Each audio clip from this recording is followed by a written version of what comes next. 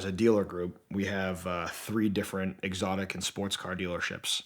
And, throughout those dealerships, we move cars around to each other and purchase cars from all over the country. Well, there was one car, McLaren 600 LT, that we purchased out of Florida through an auto auction. And if you're not familiar with auto auctions, they rate the conditions of the car from a 0 to a 5.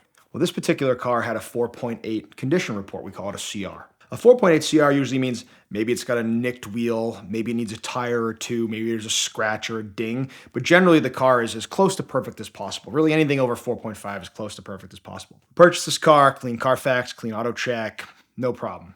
Get the car to our dealership in Boston. Car hangs around for 90 days or so. Once one of these cars age a little bit, we try it at one of our other dealerships. So we send it to our dealership in New York. They've got the car, again, another 90 days or so, and they get someone that comes in and purchases the car. A day goes by, he reaches out to one of the managers and says, you guys sold me a car that's been crashed. How dare you? You should see it. It's all over the internet, this, that, and the other thing. And we're saying, we have no idea. Like the Carfax was clean, like the auto check was clean. Let us do some research and get back to you. Now, mind you, he hasn't taken delivery of the vehicle yet. He's just signed for the car. It's getting prepped, clean, probably plated, registered, whatever, all the things that you do before someone purchases a vehicle.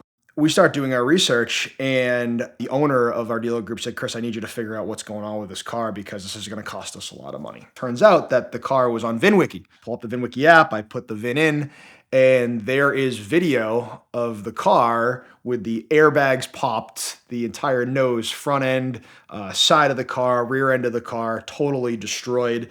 And there's also a screenshot of $182,000 worth of damage that was repaired on the vehicle. So when you have $182,000 of repair on a $230,000 car, you would think, well, geez, they probably would just total it. Nope, not this insurance company. They decided to fix this entire car. So we had no idea. But of course, this customer is very unhappy with us because they think we're trying to misrepresent. We're not trying to misrepresent at all. The Carfax is clean. The auto check's clean. The auction says the car is as clean as a whistle. Every panel of the car had clear film on it. So when you go to paint meter a car, if the car has clear film, you can't get a real reading. If the car's got carbon fiber body panels or fiberglass body panels, you can't get a real reading either.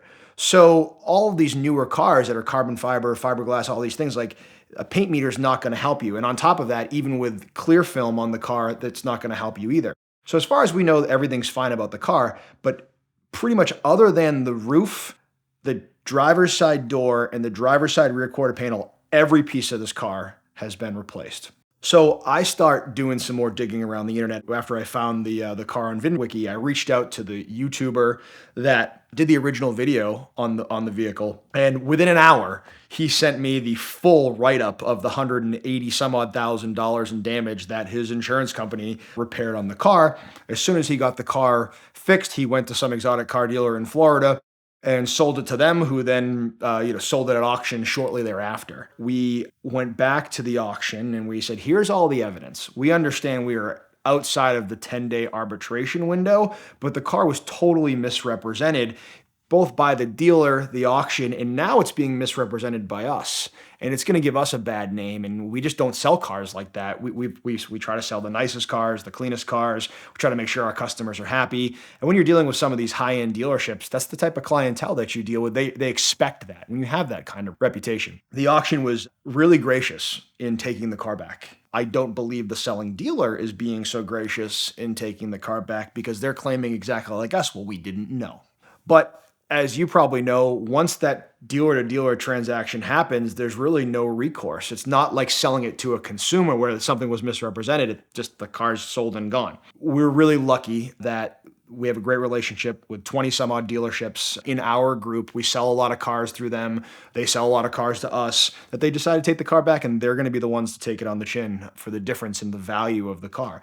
But if it wasn't for VINwiki, we would be the ones taking on the chin. We would have just sent the car back to the auction, and whatever it did, because now, months later, that auto check now shows the vehicle disabled, airbag deployment, vehicle towed from scene, major accident, where when we purchased the vehicle, it wasn't there.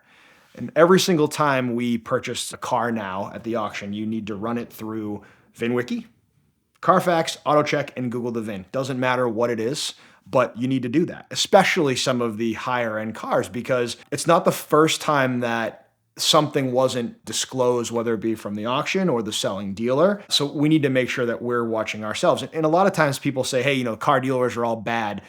A lot of times we don't necessarily know something happened. Yes, there are some dealers out there that are quite nefarious and they have a reputation for treating customers that way, having cars that way, but that has never been us. As the market's adjusted, this car was purchased, I think, in January of 2022. And here we are where we're seeing adjustments more on the luxury side of cars, not as much on the sports and supercars, but a little bit. McLarens are always kind of up and down depending upon the month, depending upon how many cars are in the marketplace. We probably would have had to take it on the chin somewhere between $25,000 to $35,000, $40,000 if we didn't find out what was going on.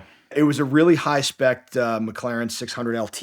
It had all 3 carbon fiber packages, including the $32,000 rear bumper, rear valence combo that was replaced in this insurance claim. The color was luminaire green. It was a beautiful car, a really, really great, really nice spec. Probably somewhere in the 280, 290 window sticker kind of car. It only have 4,000 miles on it. I believe the gentleman who was purchasing it was paying somewhere in the 240s, 245, 250. So, from a 3-year-old McLaren with only 4,000 miles in what is one of their best cars, top specs, generally a pretty fair deal in the 240s, in the current marketplace. But with $180,000 of damage, really not that fair of a deal. And we, of course, ripped up the paperwork, and we're trying to actually find the gentleman another suitable replacement and do the right thing and make sure the customer's happy. So it still, today, is not on the Carfax. What I've found, I've been doing this, I worked for Kelley Blue Book for 12 years, so I have kind of an intricate knowledge of how these things happen. If you are a dealer that has a Carfax account and you repair a car, it's going to show up on the Carfax. If you are an auto body shop that has a Carfax account and a repair order is generated for the car, it's going to show up on the Carfax. If you are an insurance company who reports to Carfax as one of their many insurance providers, it'll show up on the Carfax. But the car wasn't fixed at a body shop that had Carfax. It wasn't fixed at a dealership that had a Carfax account. The insurance company didn't report to Carfax. But at some point, the municipality that the accident was in eventually reported to Experian, who owns AutoCheck. And that's why it's there. And that's why it has the detail of vehicle towed, airbag deployed, major accident. It just took a while for it to show up. Way back in the day, 2007, I had a Nissan Altima. I first started with AutoTrader and Kelley Blue Book, and I needed a 4-cylinder car to be on the road and get good gas mileage, and it was safe. Well, in the 45,000 miles I drove that car in 1 year, I got hit 3 times. And the joke was, when I went trading, it was, well, if there's one Carfax, it's worth this, 2 accidents, 3 accidents. Well, none of those accidents were on the Carfax a year later. Now I've gone back and looked a couple times, and they are all there now. So sometimes it takes a little bit of time for either the body shop, the dealership, the municipality, the insurance company. I think they send all the information over in batches. It's generally not quick. So as I always say to people, to do your due diligence, Google the VIN, check VINwiki, run both the Carfax and the AutoCheck, check for tape lines for paint, check all the bolts and see if they've got wrench marks on it or not. There's so many things that you can do to see if the car's been painted or an accident. Like bumpers get painted all the time. That's pretty normal. That's what they're there for. Low impact type things, getting painted, scratched, chipped, rock chips, whatever. But when you start seeing marks on every single nut and bolt, and when you start seeing panels maybe just a little misaligned, even if the Carfax and AutoCheck is clean, even if the car only has 4,000 miles on it, make sure you do your due diligence, get a PPI, get the car inspected, send out Lemon Squad, whoever it is, and make sure that you get your car looked at before you spend $250,000. Whether you see the car in person or buy it sight unseen, when you buy a pre-owned car, you need to get an inspection done by a qualified professional. And the nationwide network of trained inspectors from the Lemon Squad is the best way to accomplish that. They give you a great deal and a great bit of information about any car you're looking at very quickly. They've been supporting VINwiki now for 2 years, and I use them personally because when I'm buying a car, I need to know the full story. So check them out now at the link in the description below and use the code VINwiki for 10% off, and never buy a used car without the Lemon Squad.